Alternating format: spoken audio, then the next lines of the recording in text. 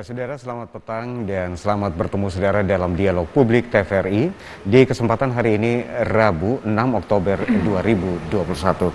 Saudara, selain program vaksinasi COVID-19 yang sedang berjalan, testing, tracing, dan treatment atau kita kenal dengan 3T menjadi salah satu upaya yang efektif dalam penanggulangan COVID-19. Terkait dengan layanan testing, kini pun layanan swab antigen dan telah banyak tersedia di masyarakat, tidak terkecuali di Provinsi Nusa Tenggara Timur. Banyaknya penyedia layanan ini tentunya akan berdampak pada penelusuran, tracing, dan juga penanganan treatment pada kasus-kasus yang ada. Dan untuk memberikan gambaran bagaimana mengenai implementasi 3T dan informasi seputar isolasi mandiri, hari ini kita akan berbincang-bincang mengenai implementasi dan panduan jika kita diharuskan untuk karantina mandiri. Dan saudara, di kesempatan sore hari ini atau petang hari ini telah hadir bersama saya dua orang narasumber saya yang telah hadir. Kita akan berbincang sekali lagi berkaitan dengan pelaksanaan 3T di Provinsi Nusa Tenggara Timur. Saya langsung perkenalkan saja. Yang pertama, Ibu Emma Marta Vine Simanjuntak SKM MM MSCPH. Beliau adalah Kabid Pelayanan Kesehatan Dinas Kesehatan Provinsi Nusa Tenggara Timur. Selamat petang, selamat datang Ibu Emma.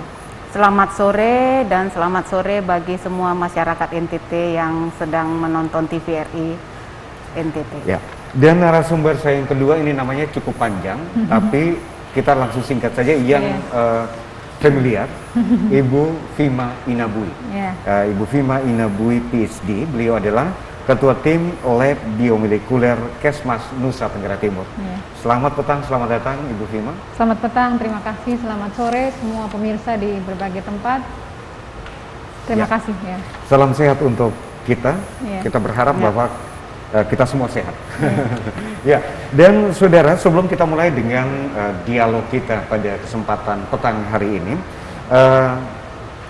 sedikit kami informasikan bahwa kegiatan ini diselenggarakan oleh Proyek Inclusive Access to Multisector Service and Assistance for Everyone atau IMSAF yang dilaksanakan oleh Humanity and Inclusion CIS Timur dan Sarana Inklusi dan Gerakan Advokasi Difabel Sigap Indonesia bekerja sama dengan Dinas Kesehatan Nusa Tenggara Timur dan DI Yogyakarta atas dukungan dana dari Uni Eropa.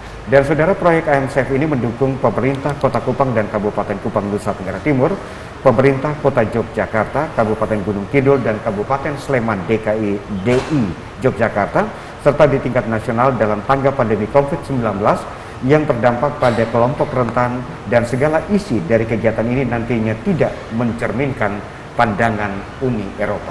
Dan saudara, kurang lebih 60 menit kita akan berbincang mengenai implementasi layanan 3T dan panduan informasi seputar isolasi mandiri di Nusa Tenggara Timur.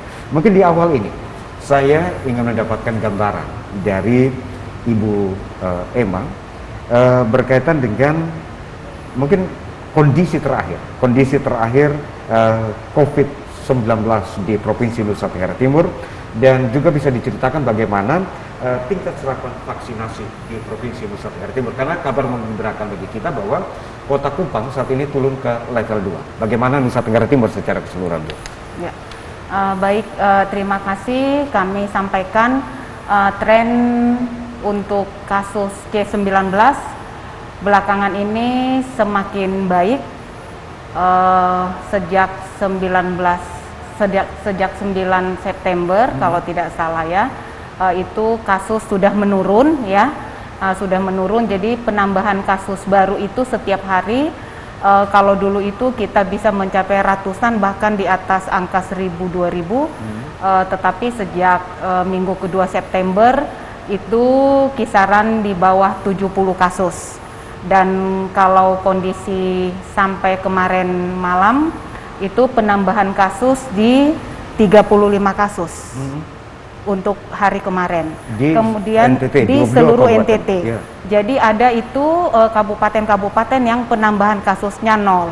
Ya, di luar nanti kita belum bicara misalnya tentang testing dan tracing ya. Artinya itu dari data yang kita kumpulkan dari 22 kabupaten kota. Walaupun perlu kami sampaikan, tetap kita tidak boleh terlena, tetap kita harus melakukan prokes dan vaksinasi secara gencar untuk bisa benar-benar kita mendapatkan kondisi aman dari C19.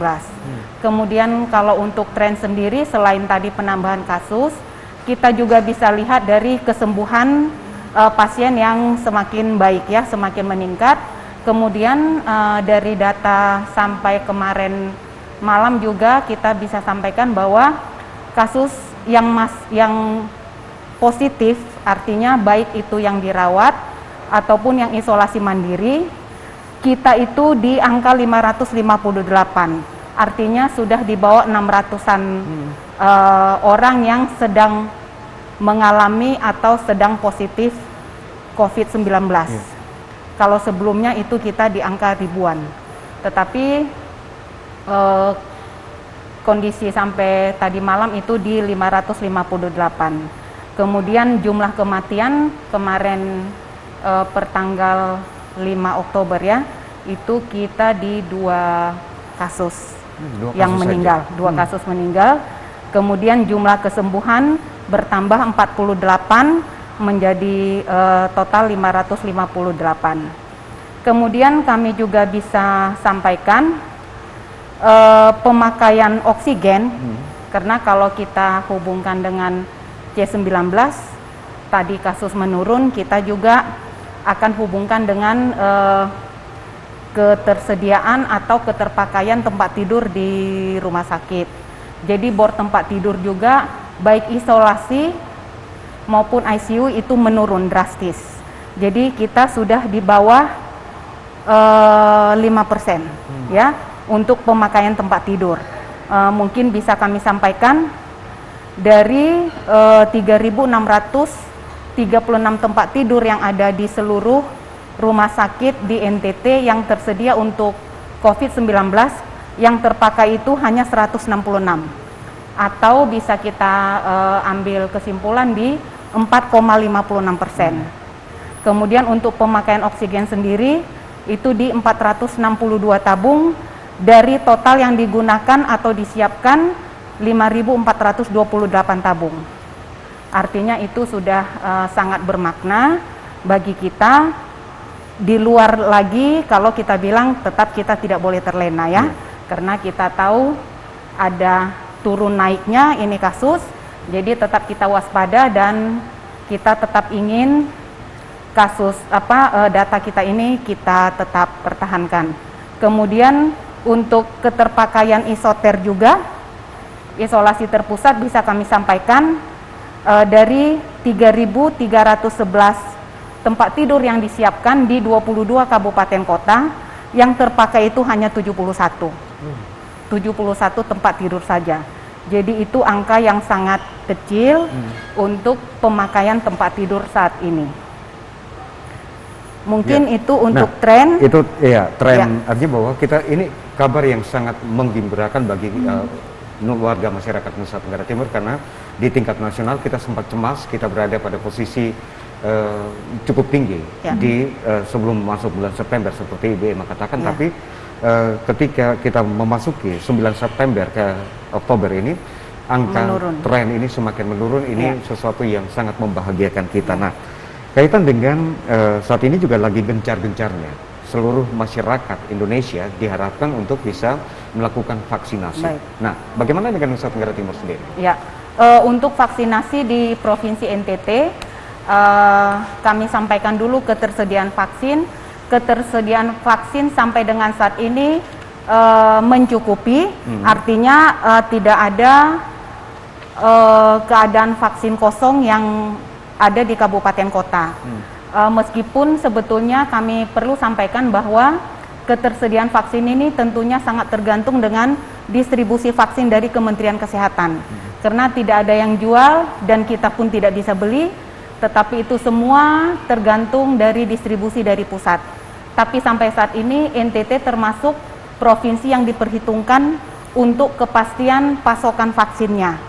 Jadi dari Pemprov, Bapak Gubernur sendiri, kalau kita kekurangan vaksin pasti beliau langsung telepon ke Menteri Kesehatan untuk memastikan bahwa vaksin pasti akan segera terkirim ke NTT.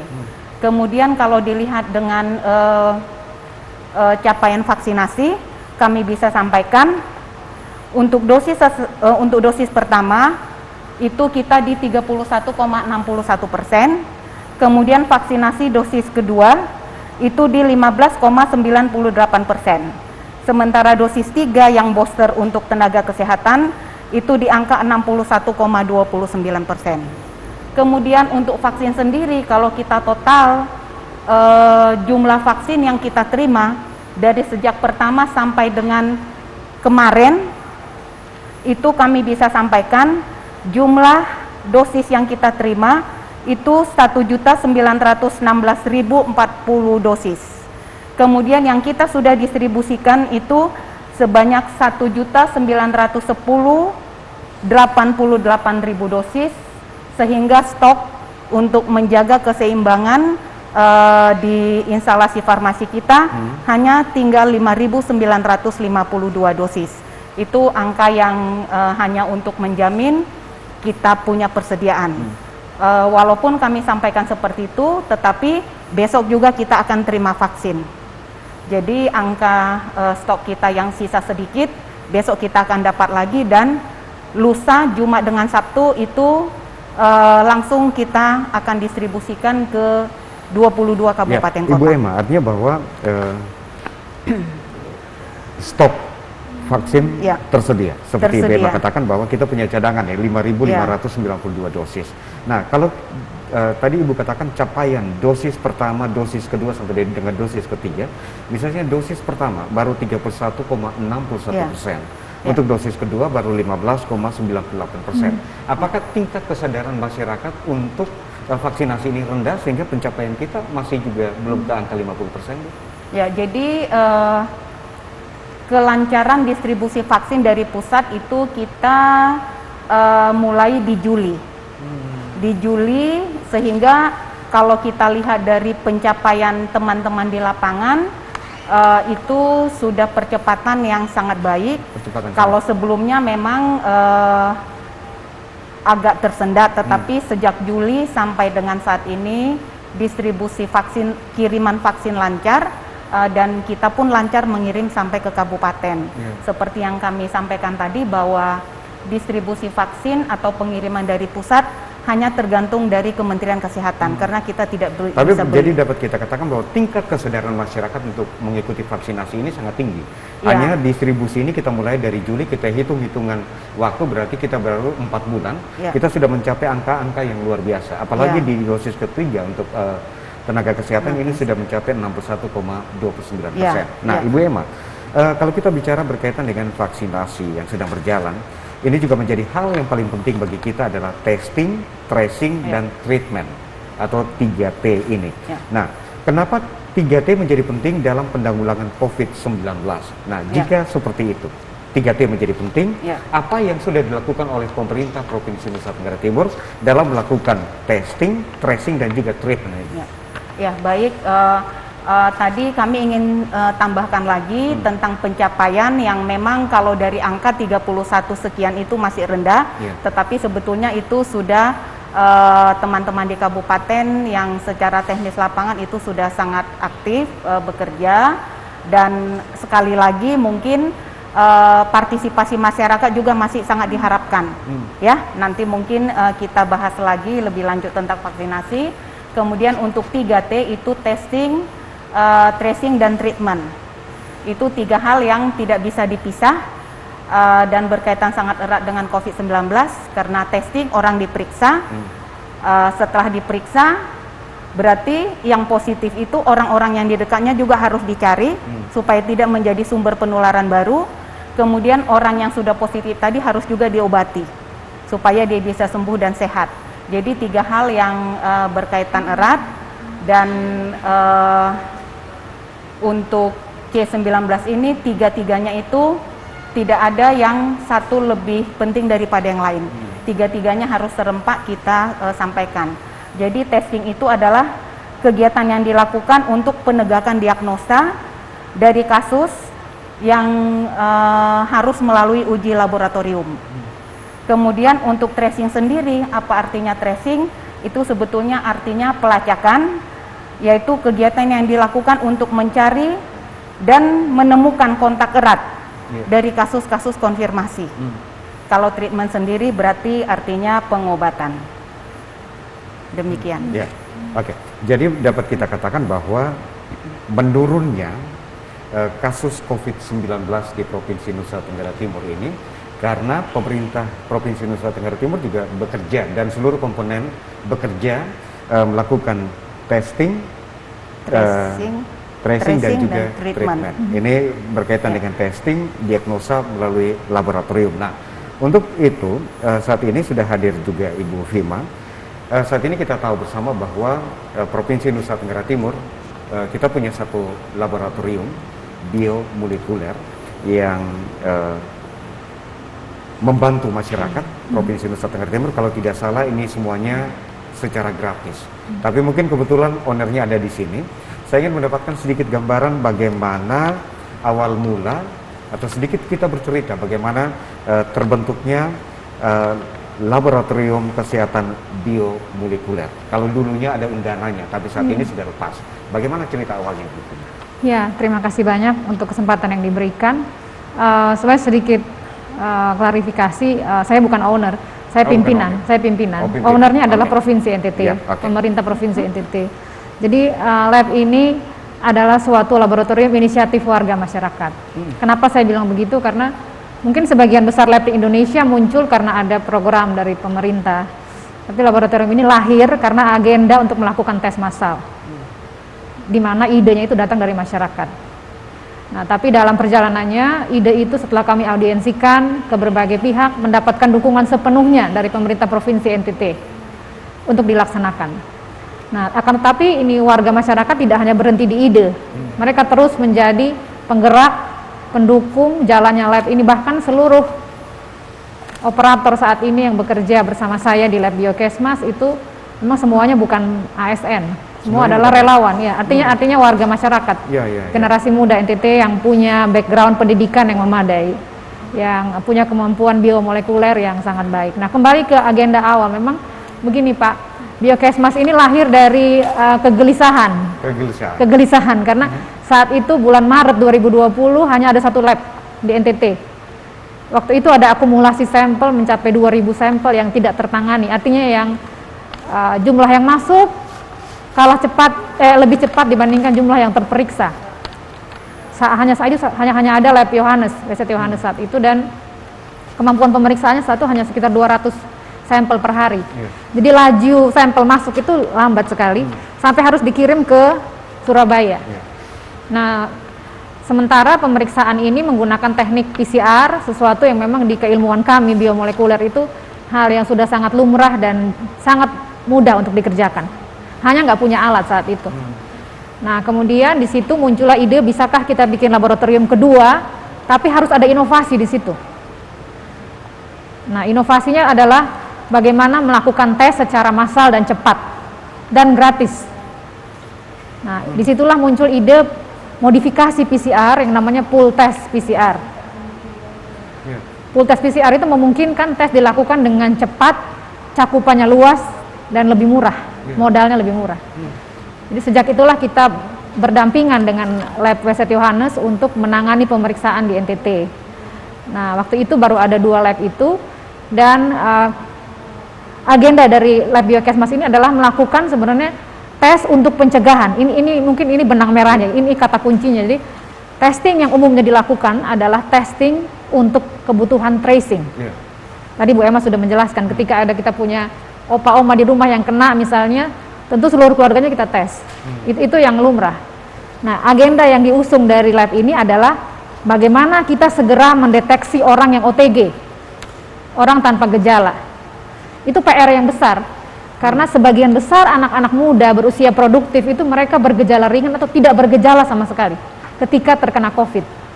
Bahayanya adalah meskipun mereka tidak bergejala, mereka menularkan ke orang-orang yang rentan, yang punya komorbid, orang-orang tua. Nah, ini kalau kita tunggu mereka gejala muncul dulu, terlambat, sudah keburu menyebar. Jadi lab ini berdiri, waktu itu agendanya adalah menemukan secepat mungkin orang tanpa gejala. dengan metode pool test PCR tadi.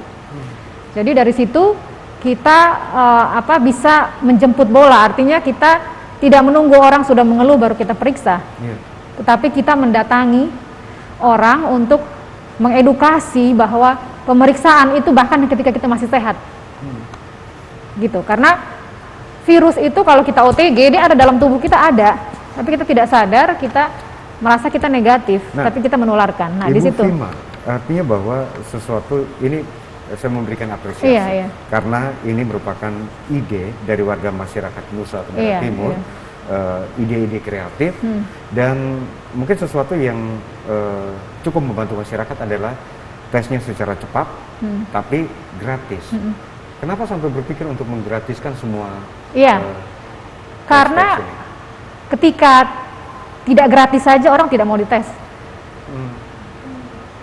Padahal prinsip untuk memerangi pandemi adalah melakukan tes sebanyak mungkin. Bukan hanya di mereka yang bergejala, bukan hanya mereka yang serumah dengan positif, tapi semua yang melakukan aktivitas, semua yang berkumpul, semua yang sifatnya suatu komunitas itu harus rutin melakukan tes. Nah, sekarang bagaimana mungkin kalau itu berbayar? Akan sangat mahal untuk anggaran negara. Permasalahannya di situ. Dan yang kedua, stigma negatif juga. Orang kadang-kadang takut dites, bukan hanya soal biaya tapi juga dinilai negatif sama lingkungannya. Nah, ini juga kami berpikir bahwa orang-orang yang nggak mampu harus punya akses, harus punya kesempatan yang sama untuk dapat dites, sama halnya dengan orang yang punya uang. Nah, saat ini di Indonesia ini yang digratiskan pemerintah hanya yang tracing. Tapi bagaimana dengan katakan ini anak-anak sekolah yang mau masuk, yang mau PTM terbatas? Bagaimana kita yakin bahwa mereka tidak bawa virus secara tidak sadar, OTG tadi? Nah, disinilah pool test PCR inovasi ini hadir untuk melakukan tes secara murah dan kita tahu pasti bahwa mereka tidak ada yang bawa virus, gitu. Jadi intinya adalah bahwa hanya dengan menggratiskan PCR atau hanya dengan memurahkan biaya PCR, kita mungkin untuk bergerak lebih cepat dari virus. Benar. Karena OTG tadi kata kuncinya. Nah, saya ke Ibu Emma, artinya bahwa ini lab kedua. Kalau tadi Ibu Fima katakan bahwa ini lab kedua di Provinsi Nusa Tenggara Timur. Awalnya di Maret itu hanya ada satu, yaitu di Rumah Sakit Profesor Weset Yohanes. Nah, mungkin dapat Ibu ceritakan bagaimana misalnya kaitan dengan testing ini. Testing ini, kalau tadi dari sisi lab Kesmas biomolekuler ini semuanya gratis. Nah, tentu masyarakat juga banyak bukan hanya menggunakan lab biomolekuler, tapi juga lab di Rumah Sakit Umum Profesor Dr. Weset Yohanes Kupang. Bagaimana bisa diceritakan seperti apa sih ketika orang melakukan testing di sana? Jadi perlu kami sampaikan untuk layanan testing ini ada dua ya, yang kita kenal sekarang di era COVID-19 ini ada dua, itu berdasar rapid diagnostic antigen dan satu yang tadi disampaikan secara RT-PCR. Kemudian kami perlu sampaikan kalau untuk antigen itu bisa didapatkan di semua fasilitas pelayanan kesehatan yang sudah ditentukan oleh masing-masing kepala dinas kesehatan di kabupaten atau kota. Jadi artinya setelah dicek, dilihat, divisitasi bahwa fasilitas pelayanan kesehatan itu baik pemerintah maupun swasta termasuk klinik mampu melakukan pemeriksaan antigen, itu akan di-SK-kan oleh kepala dinas kesehatan kabupaten atau kota. Kemudian untuk laboratorium pemeriksa PCR sendiri, kami menyambung apa yang sudah disampaikan oleh Adek Fima tadi. Awalnya memang di Yohanes, tapi sekarang ini di NTT. Saya bicara di luar kota Kupang dulu, itu sudah bisa didapatkan di Rumah Sakit Umbu Rarameha Waingapu. Kemudian untuk kota Kupang sendiri saat ini sudah cukup banyak, kalau tidak salah ada di 11 tempat. Jadi kami sebut yang pertama tentunya yang tadi Adek Fima sampaikan, Lab Biokesmas, kemudian laboratorium di Rumah Sakit Yohanes, kemudian di Rumah Sakit Bayangkara, Rumah Sakit Angkatan Laut, Rumah Sakit Wirasakti, kemudian Rumah Sakit Siloam, kemudian Rumah Sakit Jiwa, kemudian di Labkesda Provinsi NTT. Kemudian yang terakhir yang izinnya sudah keluar juga itu di Laboratorium Klinik ASA. Jadi itu kami sampaikan bahwa semua laboratorium baik pemerintah maupun swasta yang sudah mendapat izin operasional itu berhak dan bisa melakukan pemeriksaan RT-PCR. Kemudian tentang tadi ditanyakan bagaimana di tempat lain selain Sumba Timur, kami bisa laporkan bahwa untuk NTT sendiri yang sudah punya dan sedang menunggu izin operasional, kita dari Dinas Kesehatan sudah visitasi itu ada di 6 tempat, yaitu di Eskalerik, kita berharap dalam waktu dekat sudah keluar izinnya. Kemudian di Rumah Sakit Kalabahi Alor, kemudian di Rumah Sakit Ben Boy Ruteng, kemudian Rumah Sakit Waikabubak, Eka Pata Waikabubak, kemudian Rumah Sakit Siloam Labuan Bajo, serta Rumah Sakit Hendrikus Fernandes di Flores Timur. Itu tinggal menunggu izinnya. Semua persyaratan kita sudah, mereka sudah lengkapi dan kita sudah sampaikan ke Kementerian Kesehatan. Artinya bahwa untuk testing sendiri masyarakat tinggal memilih. Ya. Tinggal memilih di fasilitas kesehatan yang mana, karena ini banyak sekali tempat, ada 11 yang Ibu sudah sebutkan, nanti ada juga 6 tempat yang menunggu izin. Tapi pertanyaan menggelitik, artinya bahwa misalnya dari Biokesmas misalnya, lab yang dipimpin oleh Ibu Vima ini, menggratiskan semua pemeriksaan. Rapid test, PCR dan lain sebagainya. Rapid test tidak, hanya PCR. Rapid test. PCR saja. Oh, PCR saja. Oke. Nah, misalnya fasilitas yang disiapkan oleh pemerintah, karena lebih banyak ini milik pemerintah. Hanya beberapa saja yang swasta. Kenapa harus berbayar, Bu? Jadi kalau dia untuk tracing itu tidak bayar. Tracing tidak bayar. Tetapi untuk penegakan diagnosa untuk treatment itu berbayar. Tetapi kita sudah tahu sudah ada peraturan dari Presiden, kemudian juga ada instruksi Gubernur NTT untuk memantapkan harga. Jangan sampai ada yang terlalu mahal dan ada yang tidak sesuai dengan dan ketidakmampuan masyarakat untuk berbayar. Jadi sudah dibatasi kalau untuk NTT sendiri maksimal 525.000. Ya. Kemudian di Labkes kita sendiri itu sudah keluar peraturan gubernurnya itu di 450.000 sekali periksa. Ya, dan tadi sudah disampaikan Ibu Vima, ya Adik Vima tadi bahwa mereka melakukan pemeriksaan dengan tidak berbayar. Tentunya nanti masyarakat bisa memilih kepentingannya dia apa. Jadi kalau untuk kepentingan individu itu kita memang masyarakat harus bayar seperti itu. Oke. Nah, saya kembali ke Ibu Vima. Artinya bahwa tadi ide untuk mendirikan lab Kesmas biomolekuler ini ide muncul karena melihat keprihatinan di Maret itu hanya ada satu, sementara sampel-sampel lain kita harus bawa sampai di Jakarta, sampai Surabaya dan lain sebagainya. Nah, saat ini layanan apa saja yang diberikan oleh laboratorium dan mekanismenya seperti apa? Iya, baik. Jadi terima kasih untuk kesempatan ini diberikan. Memang ada 4 layanan utama yang disediakan oleh Laboratorium Biokesmas Provinsi NTT. Layanan yang pertama dan menjadi fitur dari lab ini adalah layanan screening dan surveillance. Ya, jadi misalnya ada perguruan tinggi yang mau mengadakan pertemuan wisuda atau misalnya KKN ke lapangan. Sebelum mereka turun, seluruhnya kita periksa. Itu layanan yang pertama ya. Jadi screening dan surveillance, mengetes bahkan tanpa ketika orang belum bergejala. Tujuannya untuk segera mencegah jangan sampai virus berpindah atau ada transmisi virus. Itu layanan pertama dari Biokesmas. Yang kedua adalah untuk melakukan orang yang memiliki keperluan medis. Misalnya orang tua kita perlu katakan operasi ginjal. Nah, biasanya dari rumah sakit meminta ada surat bebas COVID, surat PCR. Itu kita layani juga untuk memeriksa bahwa dia aman untuk ditangani oleh dokter. Yang ketiga adalah untuk keperluan kontak tracing. Nah, kontak tracing ini kita akan mengelompokkan dari orang yang kontak tracing beresiko tinggi, yang erat sekali kontaknya dengan si positif, ada yang mungkin sedang, ada yang kontaknya jauh. Jadi ini kategori yang kita gunakan dalam kontak tracing. Jadi layanan yang ketiga kontak tracing. Terakhir kita juga melakukan melayani pelaku perjalanan secara gratis, tetapi ini kita batasi hanya yang tujuannya untuk studi keluar NTT. Anak-anak yang mau studi keluar NTT kita gratiskan.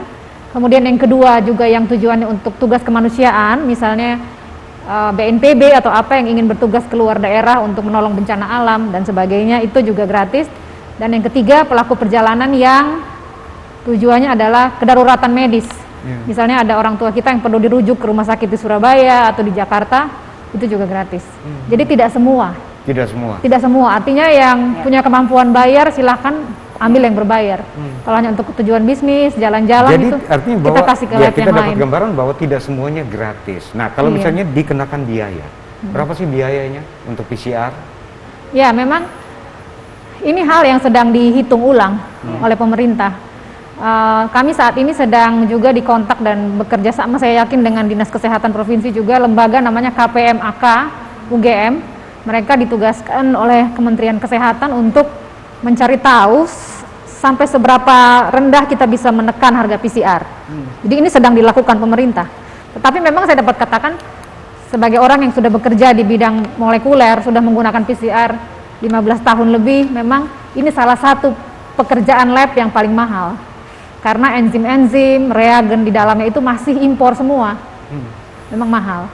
Tetapi kalau kami di lab sudah kami berhitung nih, kita bandingkan antara pakai tes yang individual dengan tes kelompok, pool test yang kami lakukan. Ini penghematannya bisa 8 kali, Kak. 8 kali penghematan. Jadi kita kemarin hitung, kalau kita melakukan pool test, kita bisa menekan harga sampai Rp64.000 per orang. Karena ada inovasi pool test tadi. Itu mungkin.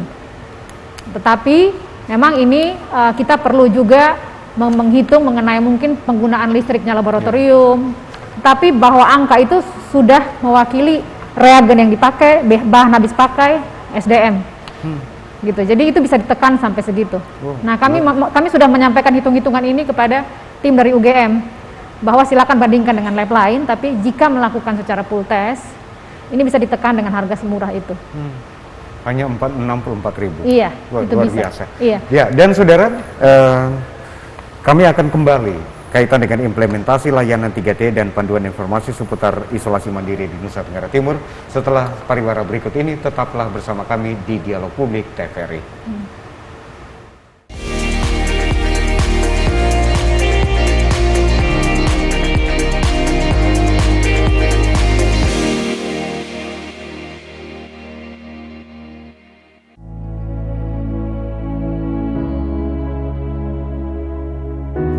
Pemirsa TVRI, pandemi COVID-19 belum berakhir.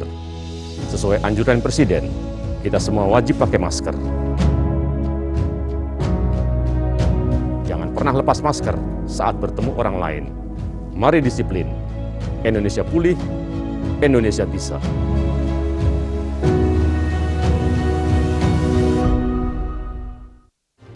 Bapak, Ibu, saudara-saudara, saat ini semua wajib pakai masker. Kita pasti bisa menghadapi pandemi ini, Indonesia pasti bisa.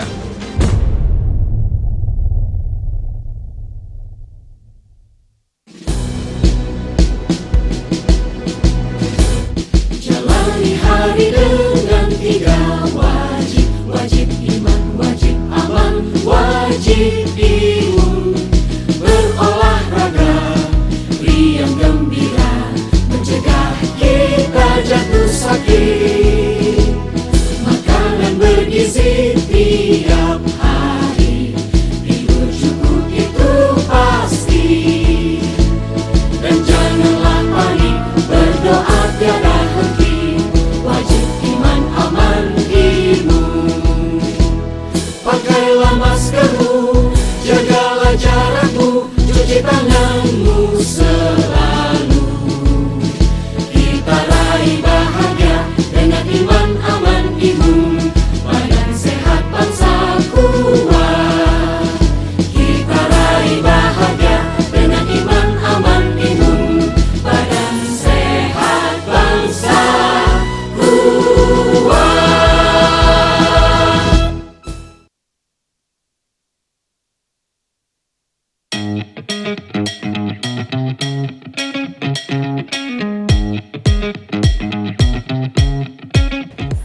beraktivitas, jangan lupa untuk memakai double masker. Pusat Pengendalian dan Pencegahan Penyakit Amerika Serikat (CDC) mengatakan, Masker double bisa efektif dalam mencegah penularan COVID-19. Masuknya berbagai varian baru menuntut kita untuk lebih ketat memproteksi diri. Tapi, memakai masker double penggunaannya juga harus tepat. Ini dia panduannya.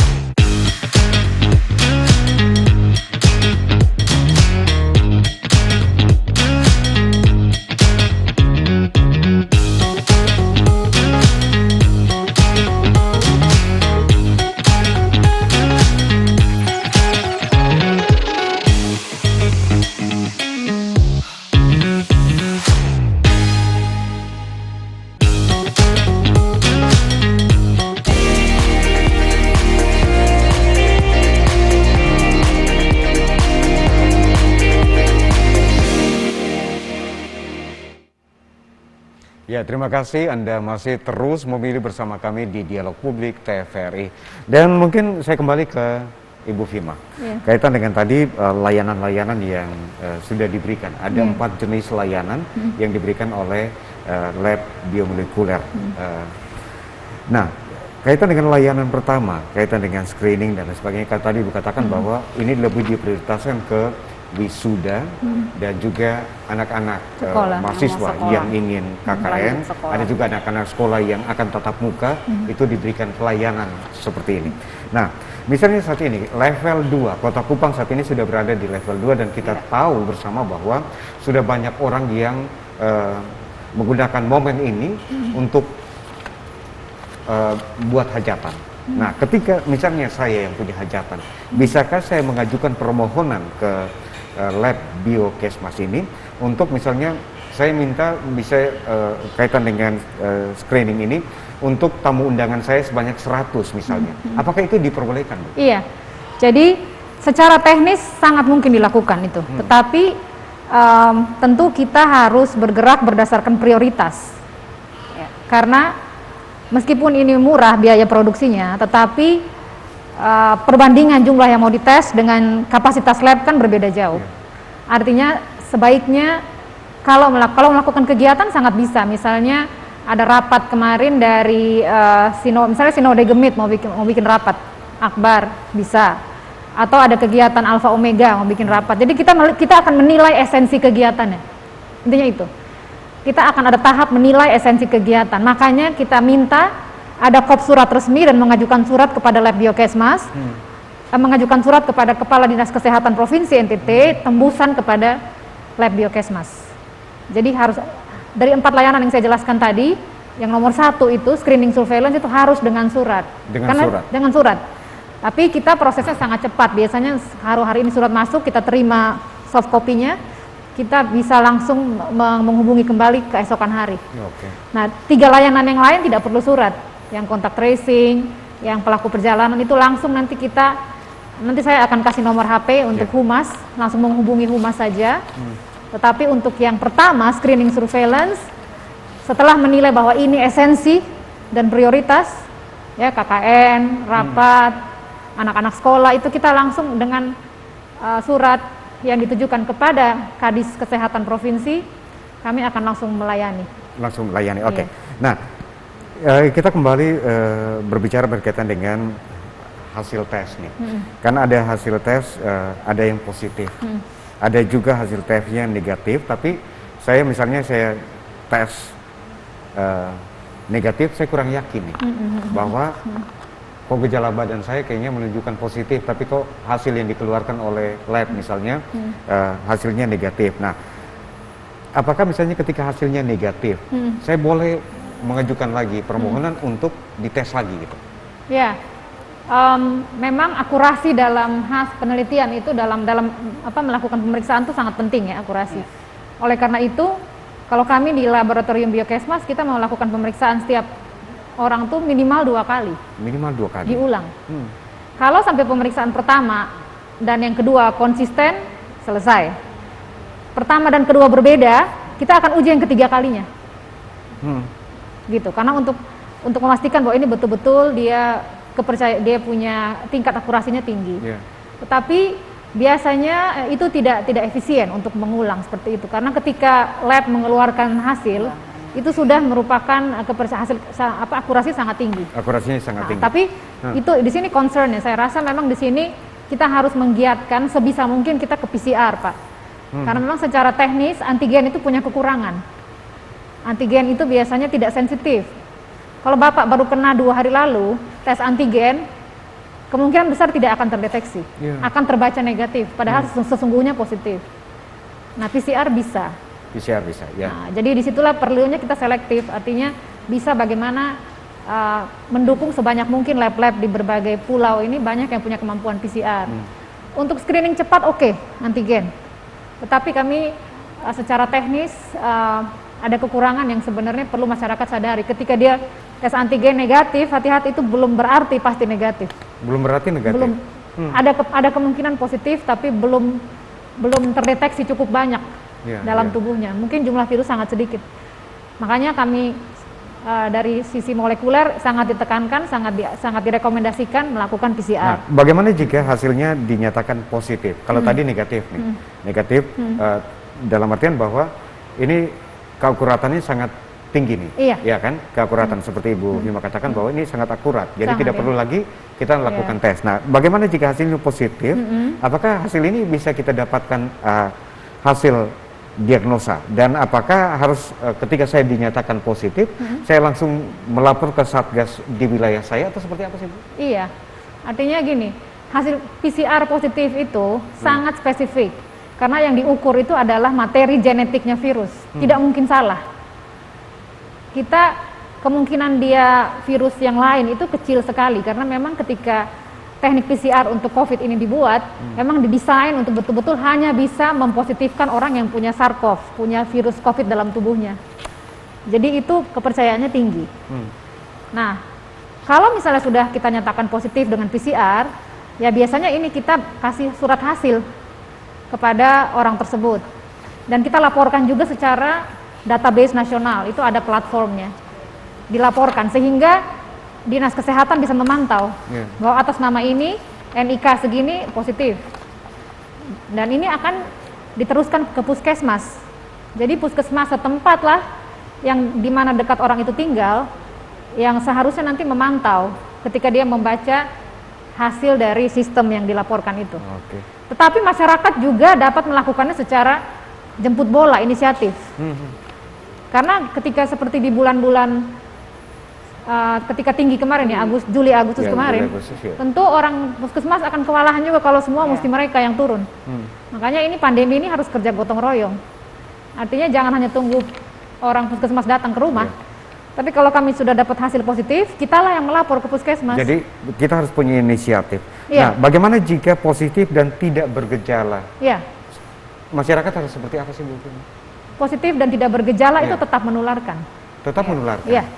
Artinya berarti dia tidak perlu ke rumah sakit, cukup isolasi mandiri. Tetapi isolasi mandiri yang sangat disiplin. Nah, ini susahnya nih. Kita punya masyarakat seringkali ketika merasa badan baik-baik saja, pengen ke warung, pengen ke toko, pengen kemana. Nah, kedisiplinan untuk jaga diri diam di rumah selama 2 minggu ini yang menjadi kita punya tanggung jawab. Jadi isolasi mandiri tapi di rumah. Hanya ketika dia bergejala berat baru kami. Jadi positif tidak bergejala sebaiknya isolasi mandiri. Ya. Nah, saya ke Ibu Emma.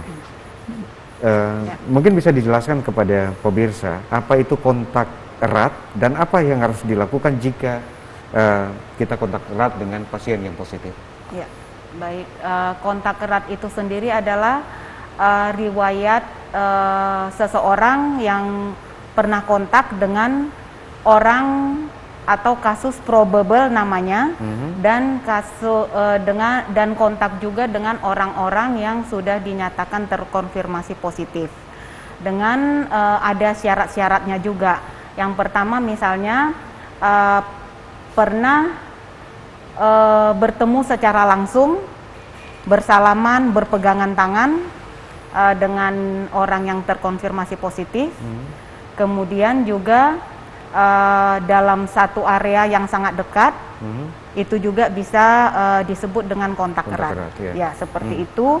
Kemudian juga orang-orang yang memberi perawatan, misalnya tenaga kesehatan yang memberi perawatan terhadap pasien yang terkonfirmasi positif, kemudian dalam artian menggunakan APD yang mungkin tidak sesuai standar.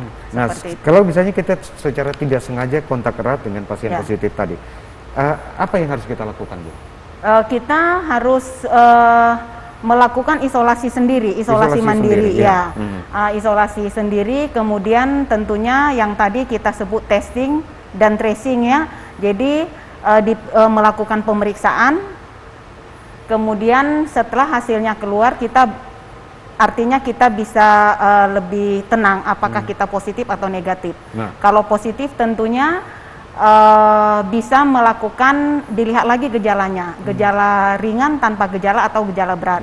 Kalau tanpa gejala dengan gejala ringan, itu memang disarankan untuk isolasi mandiri. Tetapi isolasi mandiri pun ada syaratnya.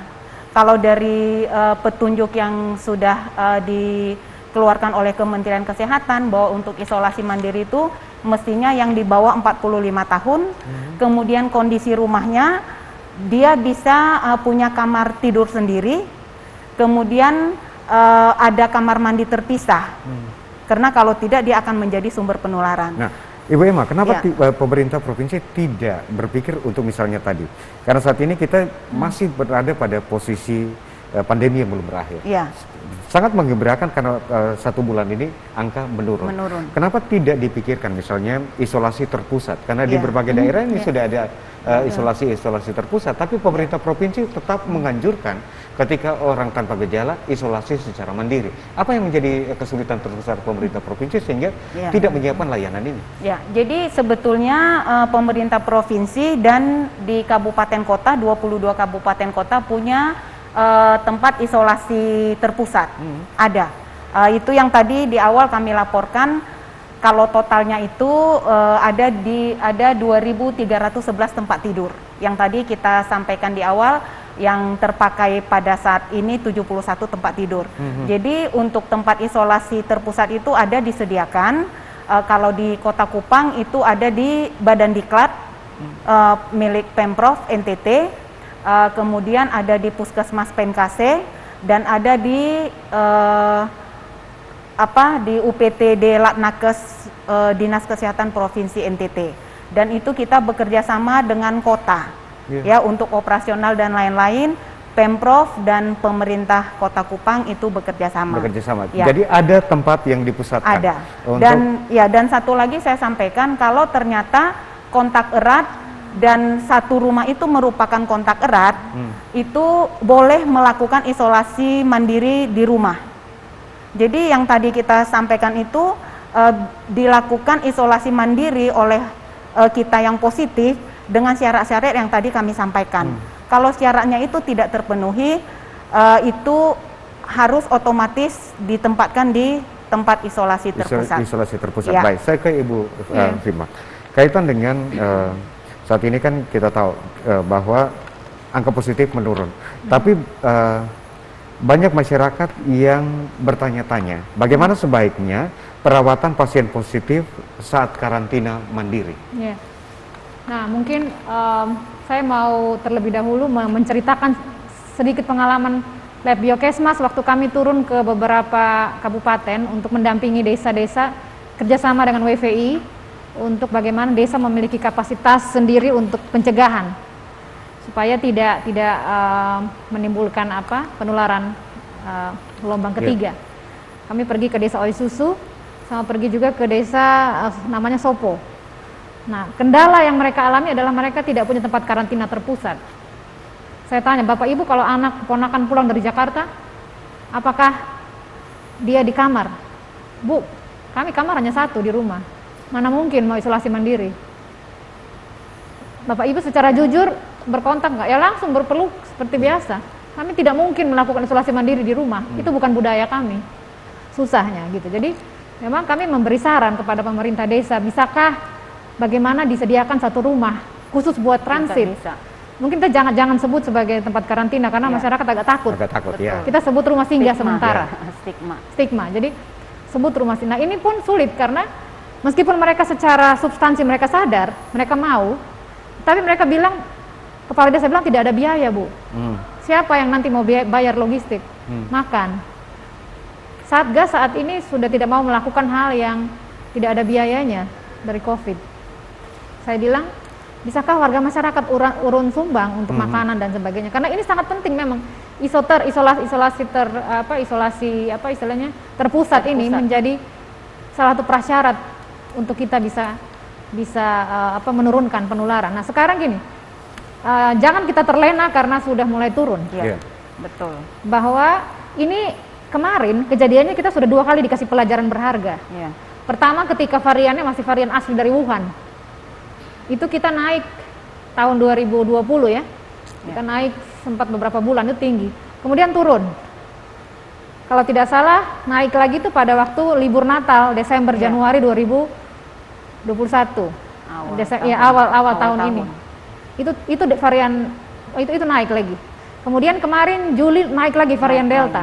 Jadi ini beberapa jurnal penelitian yang saya baca memang ini ada kecenderungan dia akan naik turun terus. Jadi ini masyarakat hati-hati yang suka berpesta atau apa, bahwa ini belum berakhir. Jadi sekali lagi jangan kita terlena. Kita sudah berada pada menit-menit akhir nih. Tapi saya ingin mendapatkan gambaran dari Ibu Emma, Ibu Fima.